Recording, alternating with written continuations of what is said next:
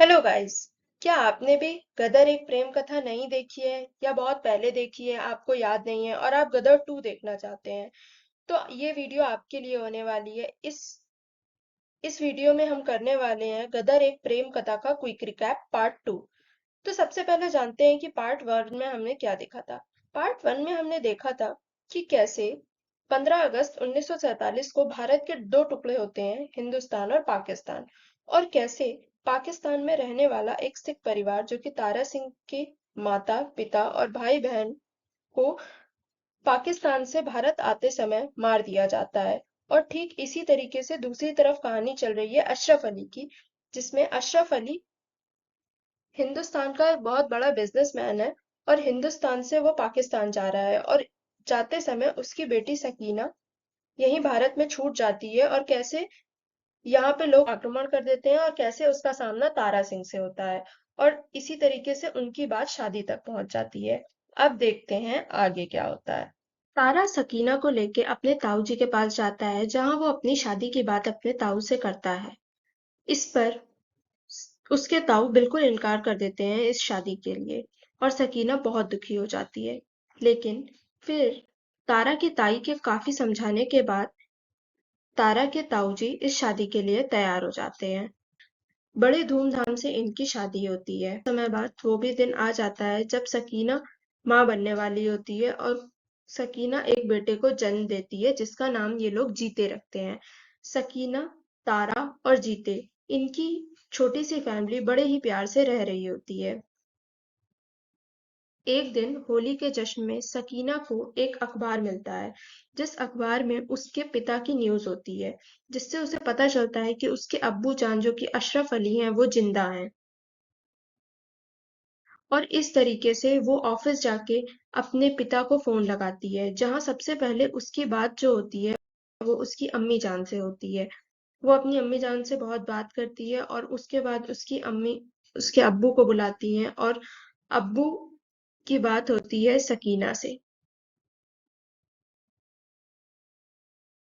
इस पर अशरफ अली वादा भी करता है सकीना को कि वो जल्द ही सकीना को लेने के लिए हेलीकॉप्टर भेजेगा। और यह बात सुन के उसका बेटा जीते बहुत खुश होता है कि उसके नाना उसको लेने के लिए प्लेन भेजेंगे।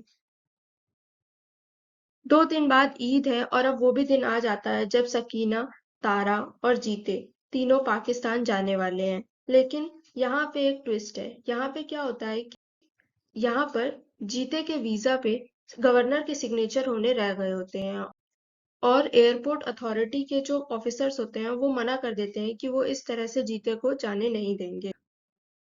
इस बात पे तारा सिंह सकीना से कहता है कि 2 दिन बाद ईद है, तुम जाओ। तारा और जीते 2-3 दिन बाद जब गवर्नर के साइन हो जाएंगे तब आ जाएंगे। पहले तो सकीना नहीं मानती है, लेकिन बहुत समझाने पर सकीना जाने के लिए तैयार हो जाती है। जब वो एरोप्लेन में चढ़ती है तब उसे पता चलता है कि उसके अब्बूजान अशरफ अली उसे लेने आए हैं। वो अपने पिता से मिलके बहुत खुश होती है। सकीना सकीना अपने अब्बूजान के साथ जैसे ही पाकिस्तान पहुंचती है, उसके घर में उसका बहुत स्वागत होता है। सकीना अपने अम्मी और अब्बू से मिलके बहुत खुश है। अ- लेकिन उसकी अम्मी बड़ा ही अजीब बर्ताव कर रही हैं। वो कह रही हैं कि अब तुम हिंदुस्तान कभी नहीं जाओगी। लेकिन इस बात पे सकीना कहती है कि उसका एक छोटा बच्चा भी है। लेकिन इस बात पे उसके अम्मी अब्बू कुछ नहीं कह रहे हैं। उसके अब्बू जान कहते हैं कि हिंदुस्तान में रहने तुम्हारी मजबूरी थी और उसी मजबूरी के तहत तुमने शादी की है। लेकिन इस बात पे सकीना कहती है कि उसने किसी मजबूरी में शादी नहीं की है, शादी करने का डिसीजन उसी का था। एक दिन इसी तरीके से सकीना को पता चल जाता है कि उसके बेटे यानी जीते के पासपोर्ट पे सिग्नेचर ना होना कोई इत्तेफाक नहीं था, बल्कि उसके पिता अशरफ अली की ही एक चाल थी। सकीना को इस बात पे बहुत दुख होता है कि उसके पिता उसके साथ इस तरीके से कर रहे हैं। इधर तारा सिंह बहुत परेशान हो चुका है पासपोर्ट ऑफिस के चक्कर काटते काटते। 2-3 हफ्ते हो चुके हैं कि उसका पासपोर्ट और उसके बेटे का पासपोर्ट क्लियर ही नहीं हुआ है। तारा सिंह बार बार पासपोर्ट ऑफिस आ रहा है और बार बार कह रहा है कि उसका पासपोर्ट कब क्लियर होगा, कब क्लियर होगा। और एक दिन वहां के अफसर उसे बताते हैं कि उसका पासपोर्ट क्लियर नहीं हो रहा है, क्योंकि पाकिस्तान के ऊपर अथॉरिटीज से उन लोगों को ऑर्डर है कि वो जीते और तारा सिंह का पासपोर्ट क्लियर ना होने दें। ऑर्डर है कि वो जीते का पासपोर्ट क्लियर ना होने दें। इस बात पर तारा सिंह को बहुत गुस्सा आता है और तारा सिंह कहता है कि क्या सिर्फ एक सिग्नेचर उसे पाकिस्तान जाने और उसके बेटे को अपनी माँ से मिलाने के लिए रोक सकता है? ऐसा बिल्कुल नहीं होगा। और वो कहता है कि वो पाकिस्तान जाएगा और जरूर जाएगा और अपनी वाइफ को जरूर लेके आएगा। तारा सिंह अपने ताऊ जी के पास पहुंचता है और बताता है कि वो पाकिस्तान सकीना को लेने जा रहा है। इस बात पर उसके ताऊ जी गुस्सा करते हैं और उसे एक अखबार देते हैं जिस अखबार में ये न्यूज़ छपी होती है कि सकीना शादी कर रही है दूसरी। तारा सिंह को इस बात पर बिल्कुल भरोसा नहीं होता है और वो कहता है कि जरूर सकीना की कोई मजबूरी होगी जिस कारण से वो ऐसा कर रही है। यहाँ तारा सिंह का बेटा जीते बहुत जिद कर रहा है कि वो भी अपनी अम्मी को लेने पाकिस्तान जाएगा, लेकिन तारा सिंह इस बात पे बिल्कुल मना कर देता है। पहले तो वो बहुत गुस्सा करता है, लेकिन बाद में वो मान जाता है और जीते को ले जाने के लिए तैयार हो जाता है। और इसी तरीके से उसका दोस्त दरमियाने भी कहता है कि वो भी जाएगा पाकिस्तान। अब ये तीनों यानी कि तारा, जीते और इनका दोस्त दरमियाने पाकिस्तान की ओर चल देते हैं और बड़ी मुश्किलों से वो पाकिस्तान पहुंच जाते हैं। इधर सकीना के अब्बू और अम्मी उसके पीछे पड़े हुए हैं कि वो जल्दी दूसरा निकाह कर ले, लेकिन सकीना अड़ी पड़ी है और वो कह रही है कि अब उसका जीवन उसके पति यानी तारा सिंह और बेटे में ही है और अब वो दूसरी शादी नहीं करेगी। तारा सिंह, उसका बेटा और उसका दोस्त तीनों पाकिस्तान पहुंच जाते हैं और तारा सिंह अपने बचपन के दोस्त गुल्लू से मिलता है। वो गुल्लू से मिलके बहुत खुश होता है और गुल्लू उसे वादा करता है कि वो जरूर तारा सिंह की मदद करेगा। इधर सकीना के परिवार वाले, उसकी अम्मी जान, उसके अब्बू जान सब उसको निकाह के लिए तैयार कराने में लगे हुए हैं, लेकिन सकीना बिल्कुल अड़ी हुई है और सकीना मना कर रही है। जहां तक कि काजी ने भी बहुत प्रयास किया कि सकीना निकाह के लिए हाँ कर दे, लेकिन सकीना कहती है कि आपका कार्य तो सिर्फ निकाह में कबूल है या नहीं कबूल है यही सुनना है ना। सकीना मना कर देती है कि वो निकाह नहीं करेगी। इधर सकीना के अब्बू और बड़े लोग उसे एक कमरे में बंद कर देते हैं। इधर तारा सिंह उस जश्न में पहुंचता है जहां सकीना के निकाह की तैयारी चल रही है और इधर तारा सिंह सकीना को पुकारता है। सकीना उसकी आवाज सुन लेती है और सकीना सकीना इधर एक कमरे में बंद है, लेकिन सकीना तारा सिंह की आवाज सुन लेती है और किसी तरीके से दरवाजा तोड़ के बाहर निकलती है। सकीना भाग के तारा सिंह के पास आती है और पहले अपने बेटे को गले लगाती है और फिर वो तारा सिंह को भी गले लगा लेती है।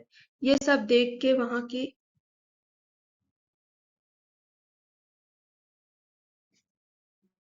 ये सब देख के वहां पे कुछ लोग तारा सिंह पे हमला कर देते हैं, लेकिन तारा सिंह इस चीज का बखूबी जवाब देता है और अपनी भी तलवार उठा लेता है।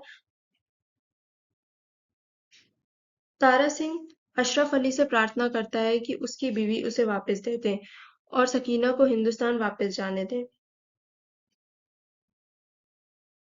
फिर अशरफ अली भी तारा सिंह पे तलवार उठा देता है, जिस पर काजी बीच में आके अड़ता है और कहता है कि इस मामले का हल इस तरीके से नहीं होगा, इस मामले को बैठ के शांति से सुलझाना पड़ेगा। अशरफ अली तारा सिंह को एक रात की मोहलत देता है और कहता है कि अगर तुम्हें सकीना चाहिए तो तुम्हें उसकी दो शर्तें माननी पड़ेंगी। सबसे पहली शर्त तो ये कि उसे पाकिस्तान में ही रहना पड़ेगा और दूसरी शर्त ये कि उसे इस्लाम कबूल करना पड़ेगा। इस बात पर सकीना को बहुत गुस्सा आता है। अगले दिन चौक पे तारा सिंह, उसका बेटा और उसकी पत्नी तीनों पहुंचते हैं, जहां पर बहुत भीड़ जमा है। वहां पर काजी तारा सिंह से पूछता है कि क्या तुम्हें इस्लाम कबूल है? तो तारा सिंह कहता है कि हाँ, उसे इस्लाम कबूल है। काजी कहता है कि चलो अब इनका निकाह कर दिया जाए, लेकिन ऐसे में अशरफ अली कहता है कि नहीं, उसे पहले तसल्ली करनी है कि आखिर तारा सिंह मुसलमान बनने के लायक है भी या नहीं। तो अशरफ अली कहता है तारा सिंह से कि बोलो इस्लाम जिंदाबाद, इस्लाम जिंदाबाद। तारा सिंह ये बोल देता है, फिर भी वो नहीं मानता और वो कहता है कि बोलो पाकिस्तान जिंदाबाद। तारा सिंह वो भी बोल देता है। फिर अशरफ अली बोलता है कि बोलो हिंदुस्तान मुर्दाबाद। लेकिन ये कहने के लिए तारा सिंह मना कर देता है और बोलता है कि हमारा हिंदुस्तान पहले भी जिंदाबाद था, अभी भी जिंदाबाद है और हमेशा जिंदाबाद रहेगा। ये बात सुनने के बाद अशरफ अली को बहुत तेज गुस्सा आ जाता है। उसके इशारों पर पूरी भीड़ तारा सिंह पे हमला कर देती है। लेकिन तारा सिंह भी कुछ कम नहीं था। लेकिन तारा सिंह भी कुछ कम नहीं था। पास में लगा हुआ नल उसने उखाड़ लिया और उसने सबको मारना शुरू कर दिया। जैसे जैसे अशरफ अली के लोग उस पर हमला करते रहे, तारा सिंह उस हमले का जवाब देता रहा। तारा सिंह ने बड़ी ही बहादुरी से सबके हाल बेहाल कर दिए थे और इस तरीके से धीरे धीरे करके पूरी भीड़ एकदम शांत हो गई। और मौका देखते ही तारा सिंह अपनी वाइफ और अपने बच्चे और अपने दोस्त के साथ वहां से निकल लेता है।